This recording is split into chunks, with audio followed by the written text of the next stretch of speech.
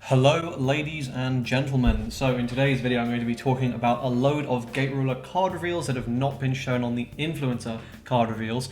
I wanted to get all these together in one video so because I don't want to spread that out too much. The influencer stuff is just because it's sort of every day and I figured that'd be fun to do.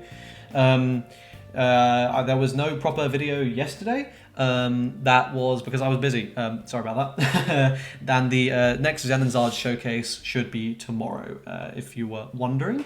I think that's everything. So let's go ahead and get. Also, I was on I was streaming last night with Yellow Card Vanguard or Zistral. You can find a link to that video, which is on YouTube now. The whole stream is on YouTube in the description, and I encourage you to go and check it out. We had a lot of fun, and we used some of the cards I'm going to be talking about here. We did some proper games with some much more complete decks than just demo decks. It was a lot of fun. So yeah, that's that. Let's go ahead and talk about some of these new cards because they're really, really cool.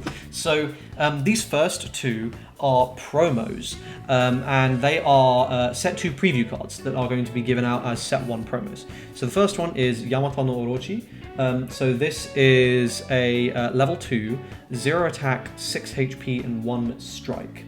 And its effect is once per turn, choose 1 enemy unit and deal 2 damage to it. I think this is very powerful because it's so beefy. A lot of decks are really going to struggle to break through 6 HP, and Yamajin Front has a lot of ways to buff health and keep your stuff alive. So it can actually be very difficult for your opponent to deal with this. And I think, you know, having this big beefy thing in your defensive zone that's going to be burning down your opponent's stuff and making it easier for you to clear their board is quite valuable, I think. I think this is a pretty bad drive ruler card, but a really solid night ruler card or energy ruler card. Okay, next we've got a really, really exciting card in Liar Moon. This is a straight Force of Will art, I'm told. So Force of Will people, you probably recognize that. So this is a level 3 5/5/1 X-Vader, and the effect is really strong. So when this is normal summoned, so this means you can only use it with the Night Ruler for the effect. Choose an X-Vader card with counter from your cemetery and use that card's counter effect, and then put it to the bottom of the deck. So this is very, very strong. There are some really powerful X-Vader counters. For example, White Bone Princess will just destroy an enemy unit. So if this was just a level 3 5/5/1 that read destroy an enemy unit, that would be very strong. We'd already be going, that's really good.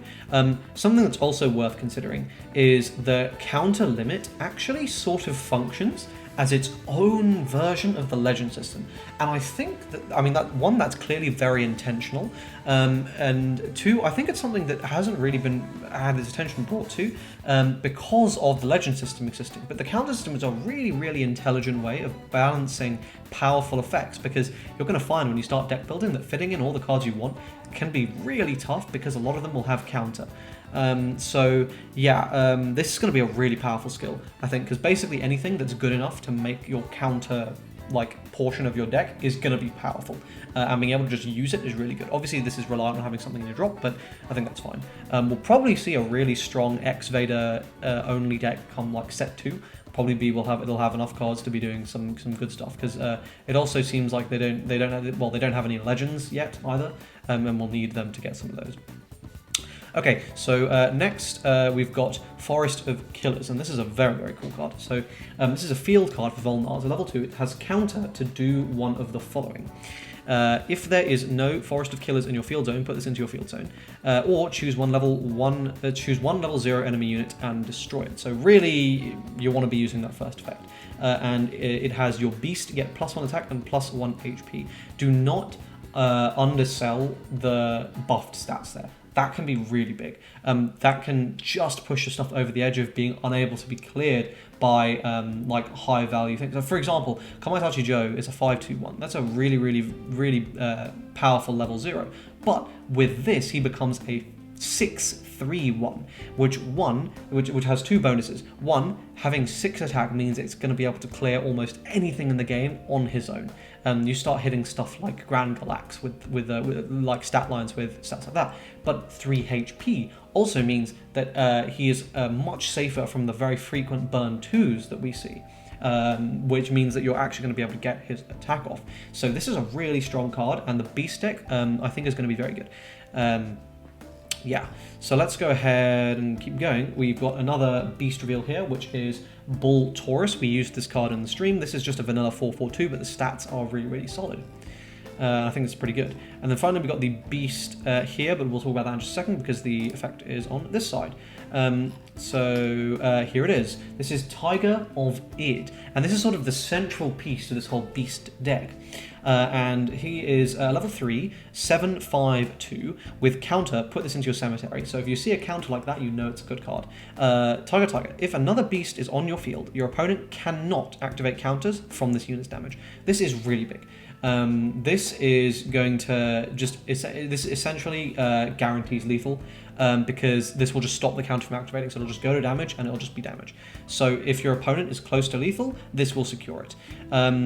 Basically, you just need to hope they don't high roll on the damage from your ruler or something to push them over the edge, or if they're already on super low health, then this is just going to finish the job. This is really, really solid, a really strong finisher for the beast deck, but thankfully not too useful outside the beast deck. So this is probably going to be really budget. And we've been told that the beast deck is a really strong rogue pick that is always going to be good if you can build for the meta by Ikeda. So I'm happy to hear that. And it's good that there's a rogue pick that rewards you from building intelligently and is cheap. So players who are constrained by budget can still perform well. Okay, next. We've got Purification Rite. So this counter has you may choose one ally and put it in the defensive zone. This is quite nice because this essentially functions as like like potentially up to heal 3, depending, well, even more than that, depending on when you use this. So I think this is really, really, really good counter. And all ally units gain plus 2 HP until the end of the turn is the actual effect. I think that's a meh effect, but the ability to just move something to the defensive zone, I think is really, really solid. Don't sleep on this card. I think it has strong potential. Next, we've got All Things Must Die, and this is a really, really powerful card. So the counter here is put this into the cemetery. It's level 1, so it costs 1. And you choose one ally unit, and it gets +2/+2, and counterattack. Or I believe the localized term for counterattack is going to be retaliate. So basically, if, for example, you had that 0/6/1, and you slammed this, that would then become a 2/8/1, and it would then retaliate with 2 damage to the attacker, which, if it was like Kamaitachi Joe or something, would then kill Joe, for example. It's a really powerful card. I think it's clearly very defensive oriented, and that's something you're gonna have to keep in mind when building your Mungeon front right now. You are gonna have to be building like that, but I think that's fine. This is a very powerful effect for sure. And that's it for that bit. And next, we've got a big bulk of cards here, so I'm trying to go a little quickly because there's a lot of cards and I don't want to waste too much of you guys' time. Also, a link to this website, which is Gate Realize, will be put in the description. So this is a card I've been waiting to talk about for a very long time. I've known about this card for a while, and the whole mechanic. So Imperial Wizard Shiori Rhodia.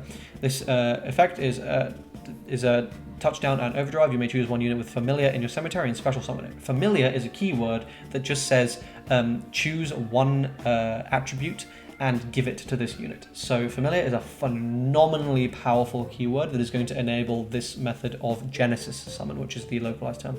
Genesis Summon, use this and one or more wizard or warrior units, so any Familiar is instantly going to fulfill this condition, as material, and put them to the bottom of your deck, and special summon one dragon or warrior unit from your deck whose level is equal or lower than the total level of the material. This is literally synchro summoning, but easier. Right? With synchro summoning, you have to equal the exact level. With Genesis Summon, it can be less than, or you can you can do this for more than. You're going to see me basically calling this synchro because that's really what it is.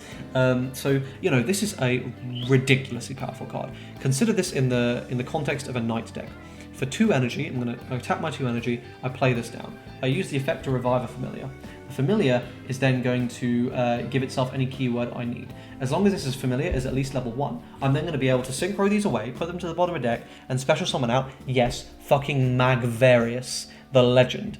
Magvarius is going to come in and is going to use his incredibly powerful on-entry effect, or I'll be able to special summon out any of my other Genesis summon specific units. For level 2, I'm getting phenomenal value here in getting out a really powerful unit from my deck, and also getting out being really efficient with my energy, and it's only going to cost 1 summon.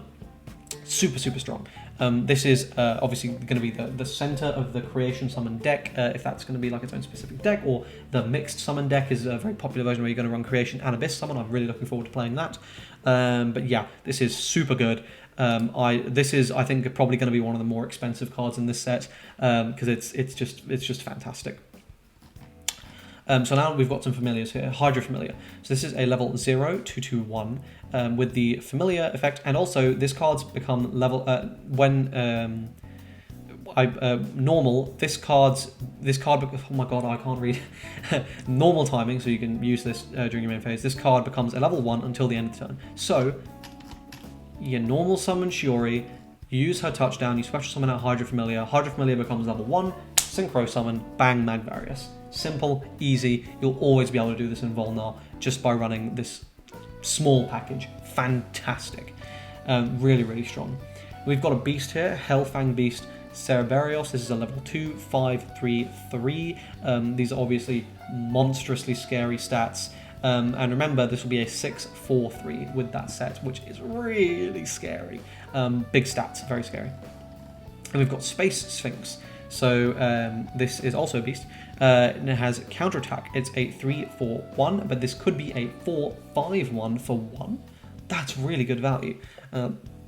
Yeah, and counterattack is, or retaliate is also, fantastically strong. And with 4 attack on a retaliate, potentially, that's gonna hurt. That's really gonna hurt. Next, we have got Golden Dog. This is a familiar. It's just a level 1 4/2/2. I don't think this is going to get played. I'm hesitant on this card getting played, to be perfectly honest, because level 1, you can get better stuff in the level 1 slot, but I think this could see play in the beast deck.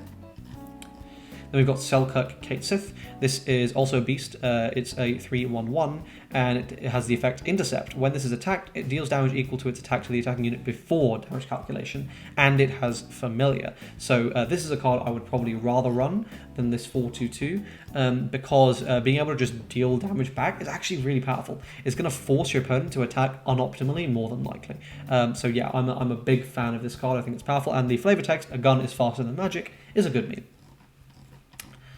Okay, Calico Catsith. This is another really fantastic card. So this is a level 0/2/1/1, which has Familiar, and normal. This card's level becomes 1 or 2 until the end of the turn. So this means that 1, we're very likely to be getting a Genesis Summoner in Yomanjin, and 2. It also means that if we get any level 4 units in set 2, for example, or later, then this is going to be making that with Shiori a 1-card combo. This is really powerful, really versatile, strictly better than Hydra. Obviously, of course, balanced in the sense that it forces you into your Yomanjin front as your second pairing for your 2 factions, but yeah, super good card. Sudden Wormhole. This is a very interesting card here. So this is a level 0 event with a counter. Choose 1 enemy unit and rest it. So the unfortunate thing is, in most of my testing, I always seem to damage check this after my opponents at least I finished attacking with all of their units, so it's useless. But it also has the effect: choose 1 ally unit and change the attack target of the enemy unit to that ally unit's line. So just redirect it basically. That's a pretty valuable effect, and essentially acts as like a negate attack, but a bit worse. Overall, I think after playing with this card, I'm a little less hot on it, but I think it's more of a high rolly kind of feel card, because if you get it off the foot, like if your opponent swings with like a 1 damage thing and you get this and you rest their Grand Galak, for example, that is going to be very good. Flying Shield. This is The use timing on this is play it when you or an ally unit would be damaged, and you reduce the next damage by 2. This is very reminiscent of a buddy fight card, but yeah, this is okay. Being able to reduce damage to units can be quite nice, and just saving them, which can force your opponent to do something unoptimal. But overall, I think it's going to be a little difficult to find space for this card. And then we've got Explosive Arts Wolf. This is touchdown. It's a 2/1/2, and the touchdown is burn 2. I'm a big fan of this card. I would rather have the stats distributed with 2 into strike than 2 into HP. And having a touchdown to burn 2 to something means this is going to be pretty threatening to a lot of stuff, especially combined with the additional burn of Guns and Gold Armory, I think it's called.